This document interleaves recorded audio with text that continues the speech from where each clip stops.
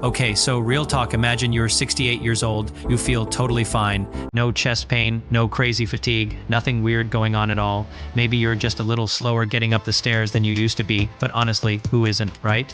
So you go in for your regular annual checkup because that's what responsible people do. Your doctor runs the usual tests, same ones you've been getting for years, and then 3 weeks later, you're sitting in some specialist's office and they're telling you that you might need surgery, not because something was actually wrong with you, but because one routine test came back with a number that looked a little off. A number, by the way, that was calculated using data from people in their 30s and 40s, not someone your age. And here's the thing, that story isn't some rare fluke. It happens all the time. We just don't talk about it because it goes against something we've all been told our whole lives, that more testing is always better. Today, I want to have an honest conversation about that. Hey, I'm Dr. William, and look, this channel is basically my way of sitting down with you and having the kind of conversation that doesn't always happen in a 10-minute doctor's appointment. I'm not here to scare you away from your doctor, genuinely, I'm not. I just want you going into those appointments feeling like an informed person who actually understands what's happening, not just nodding along and hoping for the best. What I'm sharing today comes from years of digging through the clinical research on aging and preventive medicine. Some of this stuff surprised even me when I first came across it. So let's get into it. Here's the one idea I really need you to hang on to for the next few minutes. After the age of 65, some of the most common routine medical tests, the ones doctors have been ordering for decades, can actually do more harm than good. And I know that sounds wild, but stay with me. It's not that medicine is broken. It's not that your doctor is out here making careless mistakes. It's just that the math changes as you get older in ways that the standard screening guidelines are honestly only starting to catch up with. And this isn't some fringe theory I cooked up. This is the position of multiple major medical organizations in the United States. The problem is, most patients never hear about it. Heck, a lot of physicians don't stop to reconsider it either. So before I get into the 5 specific checkups, let me give you something I call the longevity lens, basically just a way of thinking about any medical test when you're in the second half of life. The first piece of it is something called lead time bias. Here's what that means in plain English. A test might catch a condition years before it ever causes symptoms. But if that condition is super slow moving and honestly probably wasn't going to affect your life anyway, all you've really done is handed yourself years of anxiety and a bunch of follow-up appointments you didn't need. The second piece is the cascade effect, and this one's huge.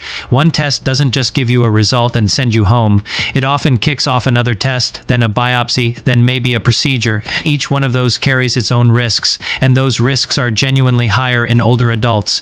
The third piece is what's called competing mortality, which sounds heavy, but it just means that after 65, other health factors are increasingly likely to affect your life before some newly discovered, slow-growing abnormality ever would. Treating that thing aggressively, especially with surgery or radiation, can sometimes make things worse, not better. Keep that framework in mind as we go through these, because it's the reason all 5 of these are on this list. Oh, and heads up, number 3 is the one that really catches people off guard, and number 5 is something almost nobody has ever thought to question. All right, let's go. Quick thing before we dive in, drop your state in the comments. I'm genuinely curious where you're all watching from, and it helps me understand what kind of healthcare situations you're dealing with out there. So there's a patient I'll call Gerald. He was 71 when I met him, active, healthy, feeling good, the kind of guy you'd look at and think, yeah, he's doing great. His previous doctor had been ordering an annual PSA blood test for about 10 years, which is pretty standard practice. His most recent one came back just a little elevated. Not dramatically, just slightly above the threshold that got him referred to a urologist who did a biopsy, and the biopsy found some cancer cells. And Gerald spent the next year in what I can only describe as controlled panic. He ended up going through radiation treatment, and that treatment left him with lasting side effects. Fatigue, urinary changes that genuinely made his daily life harder. Here's the part that really gets me though, the cancer they found. It was low-grade, slow-growing, the kind that in a 71-year-old man who's otherwise in good shape most likely would never have caused him symptoms. It probably never would have shortened his life. The treatment hurt him. The disease, left alone, very likely wouldn't have. The U.S. Preventive Services Task Force doesn't recommend. Routine PSA screening for men 70 and older specifically because of this pattern. It's not that prostate cancer doesn't exist in older men, it absolutely does. It's that PSA tests throw out a lot of false positives, and those false positives start a chain of events that can cause real damage.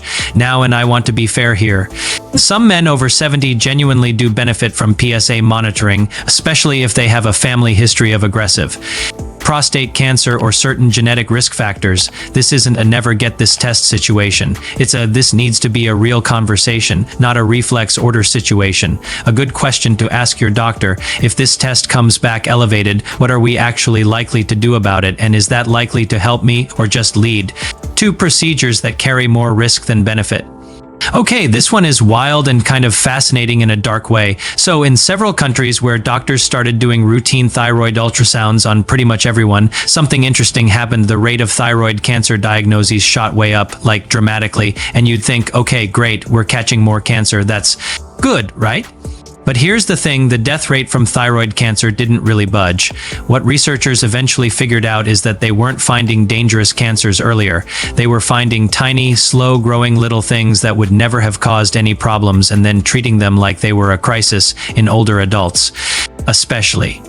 Routine thyroid ultrasounds ordered without a clear clinical reason will often turn up what doctors call incidentalamus, basically stuff found by accident that then kicks off this whole cascade of follow-up imaging, biopsies, and sometimes even surgery to remove part or all of the thyroid. The American Thyroid Association has guidelines that specifically say in low-risk patients, a lot of these small nodules should just be watched, not aggressively treated. The insight I want you to walk away with here is that finding something on a scan is not the same thing as finding something dangerous. In older adults, the thyroid just accumulates nodules over time. That's kind of a normal thing. Treating those nodules like they're a threat when they're not, that's where the harm comes in. Now, if you have actual symptoms, unexplained weight changes, real fatigue, heart palpitations, yes, get your thyroid function checked, absolutely. That's a blood test and it makes total sense, but a routine ultrasound of your neck just because your doctor thought it'd be thorough, that's worth asking about before you agree.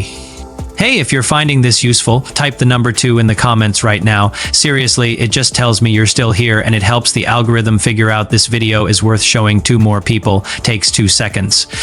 Alright, this is the one. This is genuinely the one that makes people go quiet when I tell them about it. So meet Frances, 67 years old, no symptoms, no chest pain, no shortness of breath, feeling completely fine. She switched to a new practice and her new doctor wanted to be thorough, so she got a routine treadmill stress test. As part of her physical, the test came back with an abnormal reading, so she got referred for a cardiac catheterization. That's a procedure where doctors thread a thin tube through the groin or the wrist up into the arteries of the heart to get a clearer picture of what's going on. During that procedure, Frances had a complication, a small arterial tear. She ended up in the hospital for 4 days recovering from a procedure that it turned out she never needed in the first place, because the original stress test finding was a false positive, which, by the way, is pretty common in women on standard treadmill tests. The American College of Cardiology and the American Heart Association don't recommend routine stress testing in adults who don't have cardiac symptoms and don't have a history of heart disease. The false positive rate in healthy, low-risk older adults is just too high. The risk from the procedures that follow a positive result, even a wrong positive, is real. Here's the thing though, stress tests are genuinely great tools. They can be life-saving. If you have symptoms, if your doctor has a specific clinical reason they need an answer to, in that context, absolutely do the test. But as a routine box to check in an otherwise healthy person, the math just doesn't work out in your favor. What actually does predict your heart health outcomes? Blood pressure, cholesterol, blood sugar, whether you smoke, how much you move. Those are the conversations that are worth your time. I know this one is going to feel a little uncomfortable because colonoscopy has been hammered into us as the gold standard of cancer prevention, and questioning it almost feels irresponsible, but bear with me. So there's Robert, 77 years old, had a colonoscopy at 70, totally clean result, not a single polyp. His new doctor, following what had just sort of become the standard thing to do locally, scheduled him for a follow-up. During the bowel prep, the stuff you drink the day before to clean out your system, Robert became severely dehydrated. He ended up in the hospital for 2 days just from the prep and the colonoscopy itself. found nothing. Now, the U.S. Preventive Services Task Force actually recommends against routine colorectal cancer screening in adults over 85. It says pretty explicitly that for people between 76 and 85, the decision should be individualized, meaning it should depend on your previous screening history, your overall health, and what you actually want. For someone like Robert, who already had a clean colonoscopy at 70 with 0 polyps, the probability of finding something significant was genuinely low, and the prep for a colonoscopy is hard on older bodies, not in a minor way, in a real, medically significant way. Here's the truth: colonoscopy is one of the most effective cancer screening tools in existence. For the right person, at the right age, with the right history, it saves lives. That's not up for debate, but the benefit that exists at the population level doesn't automatically transfer to every single individual at every age. A question worth asking your doctor: given my history and my current health, is doing this procedure again actually likely to change my outcome? Type the number 4 in the comments if you're still here. We're almost at number 5, and I promise it's worth staying for. This is the one most people have genuinely never thought to question. Okay, so here's where things get a little subtle, and I want to be careful with how I explain this one, because the DEXA scan, the bone density scan, is a legitimately important tool. Osteoporosis is real, fractures in older adults are serious, and identifying low bone density before something breaks is genuinely valuable. Nobody is arguing against that. But here's what the research has been quietly showing. In older adults who've already been assessed, found to have normal or only mildly reduced bone density, and who don't have significant fracture risk factors, repeating the DEXA every year or even every 2 years almost never changes anything. The decision of whether to treat and how aggressively almost never shifts based on a small number change over a short time interval. What does happen though, and this is the problem, is that a slightly lower number on a repeats can triggers a conversation about medication, and the standard medications for low bone density called bisphosphonates are effective, but they have real risks. With long-term use, there's a rare but serious condition called a typical femoral fracture, basically the thigh bone breaking in a weird way, and a jaw condition called osteonecrosis. In older adults, the decision to start or escalate these medications should really be based on your overall fracture risk, which is a combination of many factors, not just the number on the scan.